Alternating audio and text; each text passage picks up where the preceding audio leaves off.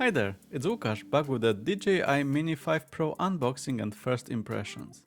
I recently took the brand new tiny drone from DJI on a quick trip here in Scotland, so I'll make sure to add some footage around the video as well. But let's start with the unboxing first.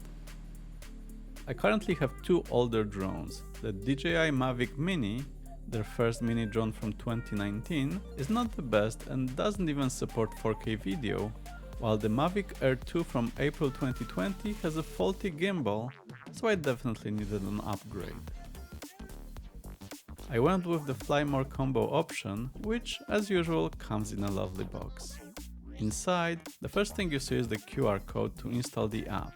And, as you'll hear later in the video, I should have listened and downloaded the app straight away, but it's a lesson learned. Everything is packed nicely in a custom shoulder bag. As demonstrated by my lovely wife, it really came handy on our hike here in the Scottish forests. It's quite sturdy with a nice strap, and you can move the dividers inside if you want to carry a camera or something else in there as well. Let's quickly go through the contents of the Fly More combo kit. It includes the RCN3 remote controller, which looks similar to my Air 2 remote, so it will be easy for me to get used to it. You can also get the RC2 controller with a screen, but that costs an extra £110 in the UK, so I'll be using my phone instead. As usual, it has removable joysticks for easier transportation, a USB port for charging, and all the buttons are easy to recognize. No surprises there. Next, we have the charger. Finally, it's USB-C only, so you don't need to carry a separate charging brick, and you can charge it in the car if you have a USB outlet. It's a much better solution than the massive charger I have for the Air 2. It also lets you monitor the power status without having to remove the battery, so that's great as well. The drone comes with 3 batteries, one of which is pre-installed in the drone. They should last up to 36 minutes each, and DJI said fast charging all 3 should take less than 2 hours. I quite like the design of the batteries as well. Then there's a box with accessories. We get 4 replacement propellers, 2 of the Type B and 2 of Type A, in case you damage them. You get a USB-C cable for charging and data transfer, and a spare cable to connect to older iPhones. Next, there's 3 ND filters, which can be used when filming when there's a lot of sun, to avoid overexposing the footage. Great to see they're included in the combo box. And then there's some instructions and stickers. Finally, let's check the drone itself. The first thing I noticed was the camera protector, which looks really slick and is quite easy to use compared to the old ones for sure. The drone is visibly bigger than the original Mavic Mini, and there's something to keep in mind here. The under 250 grams marketing is missing, and the specifications listed as 249.9 grams with 4 grams of leeway.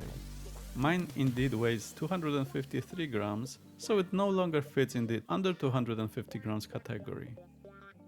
Luckily, the UK is changing to the EU classifications in 2026, and C0 has a tolerance of 3%, so anything under 257.5 grams is still classified as C0. So this problem will go away soon. And drones under 250 grams still require an operator ID in the UK if they have a camera, so these 3 extra grams don't make a big difference here. Otherwise, the drone has amazing specs, with the main being a huge 1-inch sensor, which is double the size of even my Mavic Air 2, despite being a much smaller drone. That means much better image quality and low light performance.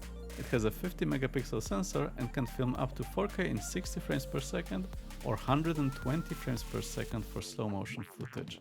It also has D-Log profile for better color correction and editing. And what's really great is that the drone now comes with 42 GB of built-in storage, so you can forget your microSD card and still film a lot of footage. The photos look amazing. Check this great foliage map of Scotland photo. It looks great. And the gimbal can be rotated 90 degrees, so you can take photos and videos in both horizontal and vertical modes. Great for Instagram and Shorts. There's plenty of extra modes as before, including the always impressive asteroid mode. Definitely gives that a wow factor.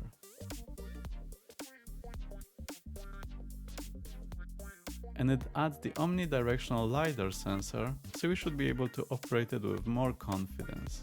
I still need some practice though. I didn't want to crash into the water on my first day, so I avoided flying it under the bridge. But I'm sure I'll get there. Speaking of day one, please remember that the drone app isn't in the Google Play Store, so you'll have to download it from the DJI website. It's a 600 megabyte file, so I had to try to download it 3 times, as it failed twice for some reason on the hotel's Wi-Fi. You then have to download the latest firmware and install it in the app. Overall, it took me around 35 minutes to get everything installed. So, if like me, you plan to get everything ready at the last minute, make sure you plan this in advance. And that's it for the quick unboxing of the DJI Mini 5 Pro. So far, I'm really impressed by this drone. It's amazing how they packed so much technology and quality into such a small drone. I can't wait to fly it more in the near future.